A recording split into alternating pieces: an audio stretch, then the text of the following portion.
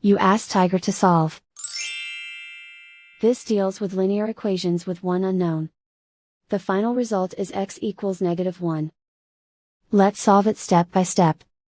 Group all x terms on the left side of the equation. Subtract 2x from both sides. Group like terms.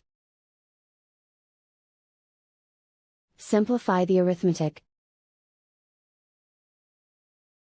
Group like terms.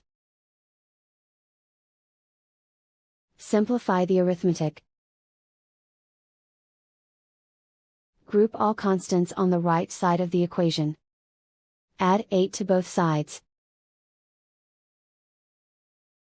Simplify the arithmetic.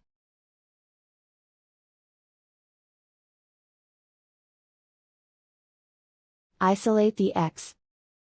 Divide both sides by 2. Simplify the fraction.